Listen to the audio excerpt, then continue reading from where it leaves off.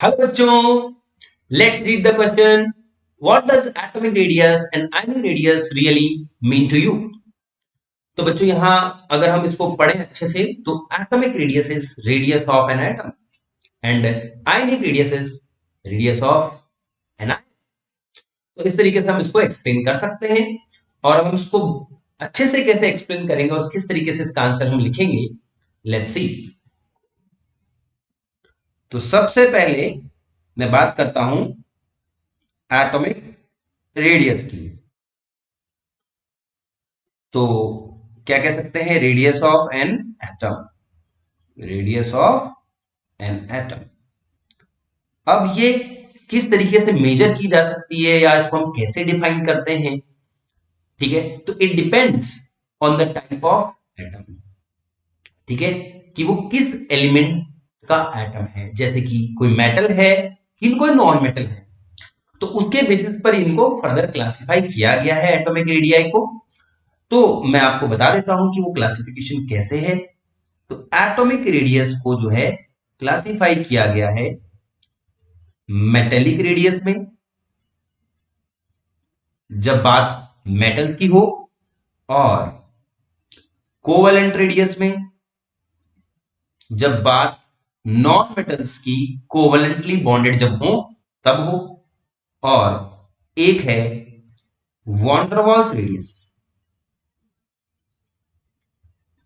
तो बच्चों इस तरीके से एटॉमिक रेडियस को जो है वो क्लासिफाई किया गया है. अब मैं आपको डिटेल में बताता हूं कि कैसे व्हाट इज मेटेलिक रेडियस. नाम से ही समझ में आ रहा है कि भैया ये मेटल्स के लिए दिया गया है. तो the half of internuclear distance, half of internuclear distance of two adjacent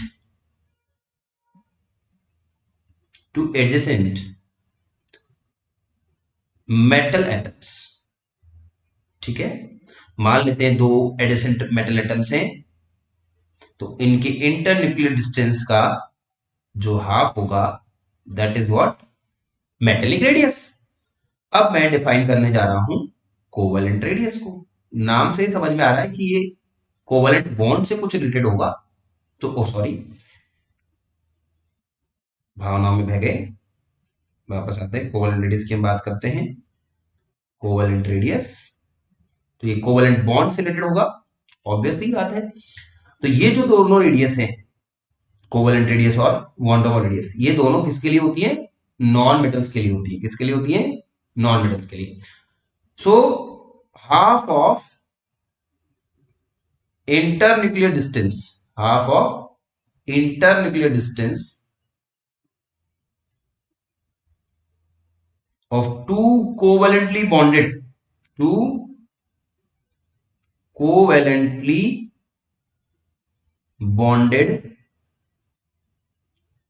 non-metal atoms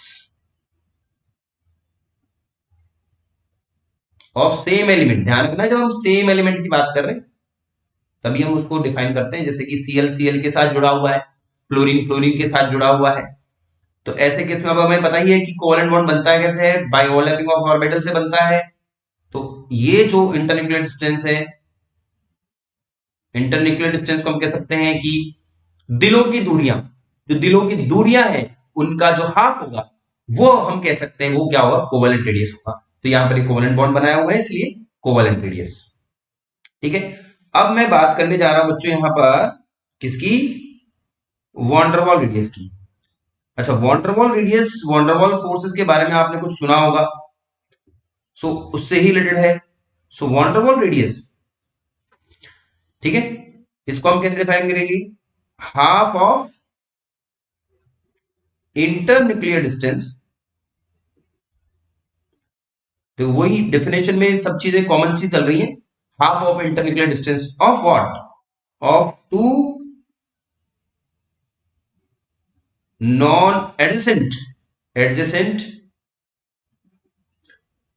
non metal atoms, non metal atoms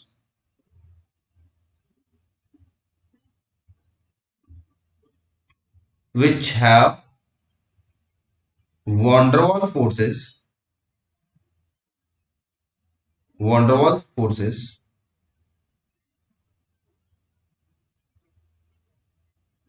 between them।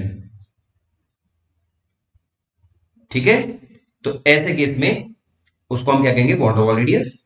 कि जो हमारे नॉन बॉन्डेड एटम से, ध्यान रखना नॉन बॉन्डेड है, मतलब ये कोई इनमें कोवलेंट बॉन्ड नहीं है, और ऐसे केस में उन एडजेसेंट जो दो एटम होंगे उनके इंटरन्यूक्लियर डिस्टेंस का क्या होगा, हाफ होगा, वो वॉन डर वाल रेडियस है। तो इस तरीके से एटॉमिक रेडियस जो है वो डिफाइन की जाती है अलग अलग पर्सपेक्टिव में। अब हम बात करते हैं बच्चों किसकी, आयनिक रेडियाई की। अब हम उस आयनिक रेडियस को स्टडी करते हैं कि भैया आयनिक रेडियस क्या होती है, उसको समझते हैं। तो नाम से समझ में आ रहा है, रेडियस ऑफ एन आयन, एक आयन की रेडियस। अब आयन क्या क्या होते हैं भाई, आयन के केस में कैटायन होता है, तो कैटायनिक रेडियस हो गई बच्चों, और एनायन हो गया तो बच्चों एनायनिक रेडियस हो गई। तो एक इंपॉर्टेंट बात ये हम यहां समझने की कोशिश करेंगे कि एनायन और कैटायंस की रेडियस के बारे में हम कैसे देख सकते हैं। ठीक है, so a cation is smaller than its parent atom. तो वो अपने पेरेंट एटम से छोटा होता है। भाई क्यों हो जाता है छोटा, अगर मैं बात करूं कैटायन छोटा क्यों हो जाता है, तो भैया देखो हमारे पास क्या है, एक हमारे पास एक एटम है जिसके पास 4 इलेक्ट्रॉन 4 प्रोटॉन, अगर उसने इलेक्ट्रॉन लूज कर दिया बच्चों तो क्या होगा, उसके पास नंबर ऑफ इलेक्ट्रॉन कम हो गए, तो रिमेनिंग इलेक्ट्रॉन्स पर क्या होगा, जो न्यूक्लियस का जो अट्रैक्शन फोर्स है, न्यूक्लियस का जो प्यार है वो बढ़ जाएगा, जिससे क्या होगा, साइज छोटा हो जाएगा। इसलिए कैटायन हमेशा क्या होता है, छोटा होता है, और एनाइन बड़ा हो जाता है अपने पेरेंट एटम से। ऐसा क्यों, क्योंकि और इलेक्ट्रॉन के आने से इलेक्ट्रॉन इलेक्ट्रॉन के बीच में झगड़ा चालू हो जाता है, रिपल्शन, और रिपल्शन जब झगड़ा होता है तो फिर दूर होना पड़ता है। ठीक है, तो इसका मतलब है साइंस क्या हो जाता है उस केस में, इंक्रीज हो जाता है। तो मैं कहूंगा यहां पर कि an anion is larger than its parent atom। ठीक है, क्योंकि उसमें इलेक्ट्रॉन इलेक्ट्रॉन रिपल्शन बढ़ जाता है due to electron electron repulsion. ठीक है, और यहां पर क्या होता है, due to increase in Z effective, effective nuclear charge बढ़ जाता है भी वहां पर, जिससे साइज छोटा हो जाता है। So this is the final answer of this question. I hope बच्चों आपको ये समझ में आया होगा। Thank you.